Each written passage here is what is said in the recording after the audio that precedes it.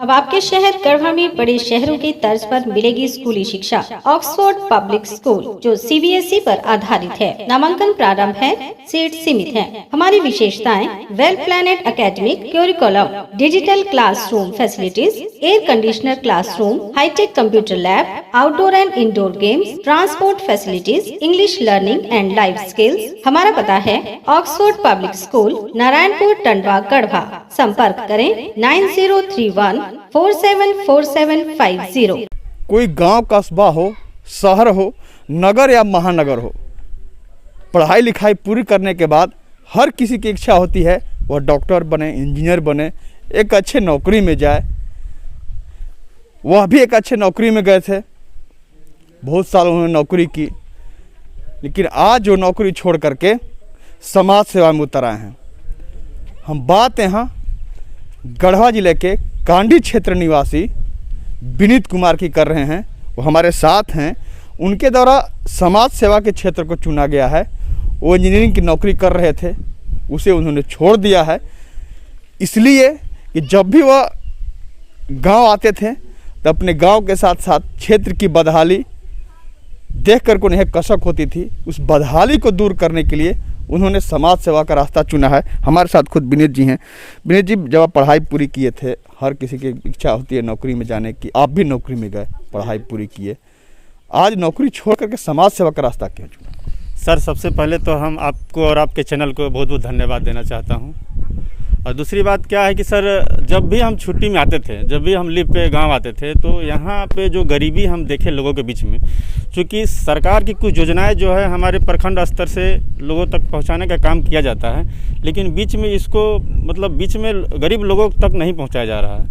मैं गाँव में जहाँ भी गया, वृद्धा पेंशन नहीं लोगों को मिल पा रहा है, लोगों को रोजगार की बहुत सारी समस्या हैं। यहाँ पे बहुत सारे उम्मीदवार जीत कर गए हैं, जैसे पिछले बार ही पार्षद जीत कर गए, बहुत सारे जो है हमारे क्षेत्र के नेता जीत कर गए, लेकिन अभी तक इन्होंने कुछ किया नहीं। ऐसा ये कोई ज़रूरी नहीं है, मैं पहले ही बताया था कि अगर हम मान लीजिए, ये कोई ज़रूरी नहीं है कि जो है सरकार कोई योजना के लिए या कोई बेरोजगारी दूर करने के लिए कोई बहुत सारा फंड दे, ऐसा नहीं है। इसके लिए हम बहुत हद तक लड़ाई लड़ सकते हैं। लड़ाई लड़ने का तरीका है, जैसे सरकार क्या है, छोटी छोटी हम उद्योगों का भी स्थापना कर सकते हैं। अगर हमारे पास बजट नहीं है तो हम कर सकते हैं, जैसे महिलाओं के लिए सिलाई की व्यवस्था कर सकते हैं। बहुत सारी योजनाएं जो हैं, अगर पैसा नहीं है, मैं इन सब क्षेत्रों में बहुत ज़्यादा फोकस करूंगा। अगर सरकार योजना नहीं भी देती है तो मैं इसके लिए लड़ाई लड़ूंगा। छोटे छोटे के उद्योग के माध्यम से सबसे पहले गरीब महिलाओं का जो है मैं प्रोत्साहन दूंगा, ये मेरा पहली प्राथमिकता है।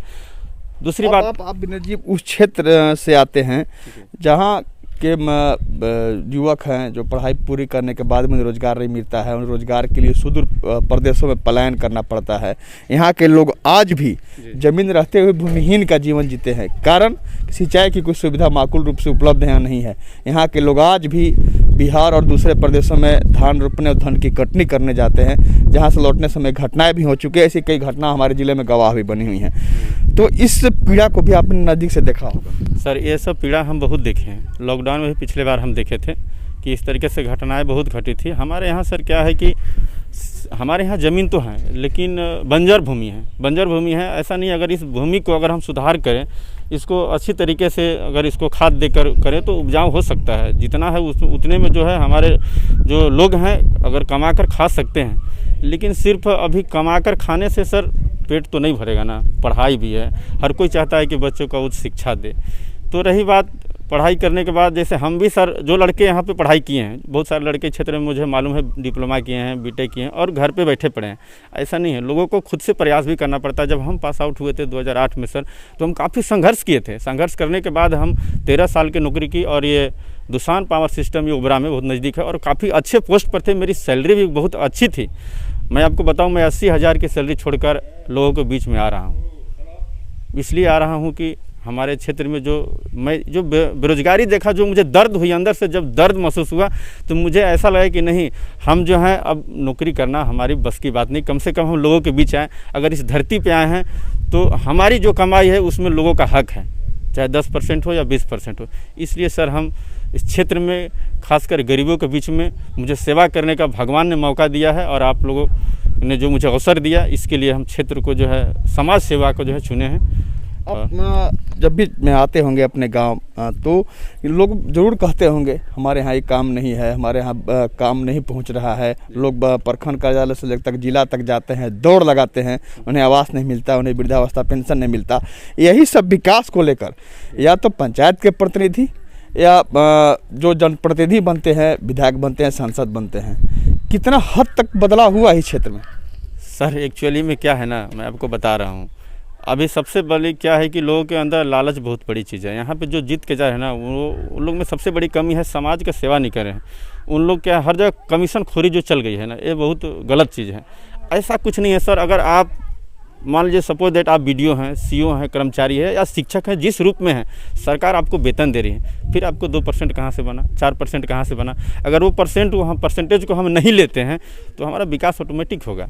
हर जगह हम गांव में आ रहे हैं तो इसी चीज़ को सुन रहे हैं कि उनको 2% देना है, उनको 4% देना है। ये कहीं संविधान में तो लिखा हुआ नहीं है। अगर किसी आर्टिकल में लिखा हुआ है कि हमको बीडीओ साहब को 4% देना है, हमको फलना साहब को देना है, कर्मचारी साहब को, ऐसा नहीं है। फिर भी लोग लेते हैं तो वो कहाँ गया? अगर 10,000 का मान लीजिए कोई फंड आया है तो 6,000 तो वही ले रहे हैं, ठेकेदार बेचारा 1-2 हज़ार रुपया लेगा ही। तो ये सब चीज़ें मुझे बहुत दर्द हुआ और अंदर से मैं बहुत दुखी हूँ, क्योंकि हमारा देश बहुत पीछे जा रहा है। सिर्फ रीज़न यही है, ऐसा और कुछ नहीं है। विनय जी, हम आगे भी बात करेंगे। हम आपको बता दें कि विनय जी द्वारा अभी जो कोरोना काल चल रहा है, हम हर बार जब कोरोना की बात करते हैं तो यह चर्चा जरूर करते हैं। कोरोना का जो दूसरा स्ट्रेन है काफ़ी घातक है, खतरनाक है। लोग इसके जद में आ रहे हैं, बीमार हुए हैं, उनकी मौत हो रही है। अपने जिला भी गढ़वा भी खासा प्रभावित हो रहा है। तो इस कोरोना काल में भी विनय जी द्वारा लगातार गाँव जाकर मास्क और सैनिटाइजर का वितरण किया जा रहा है। लोग पास जाते हैं, कितना हद तक लोग जागरूक हुए हैं मास्क लगाने, किस तरह उनको जागरूक कर रहे हैं?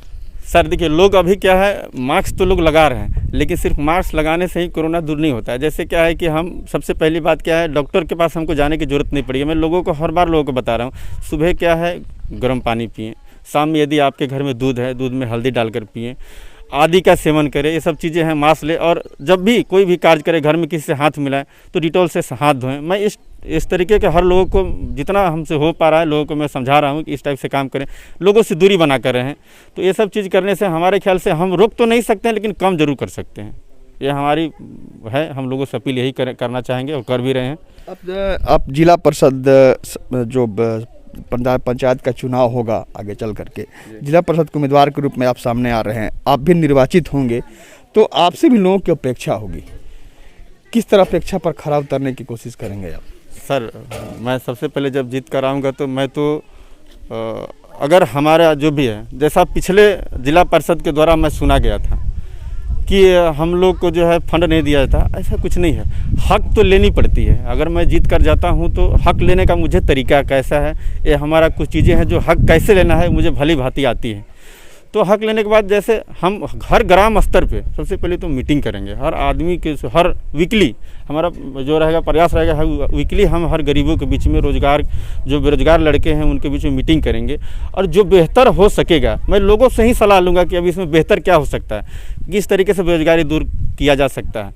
और ख़ासकर मैं इस इलाके के बीटे के जो पढ़े लिखे लोग हैं उनको तो मैं चाहूँगा कि मैं अगर जॉब नहीं भी मिल रही है, गवर्नमेंट जॉब की दिक्कत है, तो हमसे संपर्क करें। मैं ज़रूर प्रयास करूँगा, किसी कंपनी में मैं रखवाने का प्रयास करूँगा। और बहुत सारे लोगों को मैं इंगेज भी कराया, तो मैं हर पल रखवाऊँगा और मेहनत करके वो आगे बढ़ सकते हैं। चूँकि हम संघर्ष किए हैं, इसलिए मुझे काफ़ी अनुभव है। पद पर आएंगे तब खरा उतरने की कोशिश करेंगे। हम हर पल खड़ा उतरेंगे, लोगों के बीच में रहेंगे, इधर से दूर मुझे कहीं नहीं जाना है। और हर गाँव में मैं जो है हर वीकली लोगों से मिलेंगे जुलेंगे, चाहे जिस समस्या हो, ब्लॉक स्तर से समस्या हो, या वृद्धा पेंशन को हो, आवास का हो, जिस टाइप से हो, मैं ये सब चीज़ें कोई बहुत बड़ी चीज़ नहीं, इसको मैं तो दूर कर ही दूंगा। लेकिन बेरोजगारी दूर करना मुझे बहुत बड़ा, सबसे बड़ा मुद्दा है। इसको बेरोजगारी दूर करेंगे। जो गरीब लड़कियां पढ़ नहीं पा रही हैं, अशिक्षित हैं, उन पर जोर देना मेरा बहुत बड़ा जोर रहेगा। ठीक, बहुत बहुत धन्यवाद जी। विनीत जी, आपका जो लक्ष्य है उस लक्ष्य को पावें, हमारी भी शुभकामना होगी।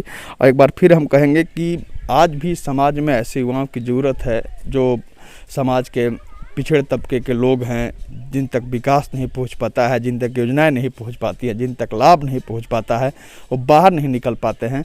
ऐसे लोगों की भलाई के लिए विनीत जी ने जो कदम उठाया है निश्चित रूप से कारगर है, और एक आगे चलकर भी कारगर सिद्ध हो, ऐसी शुभकामना हमारी भी होगी। आशुतोष रंजन, बिंदास न्यूज, गढ़वा।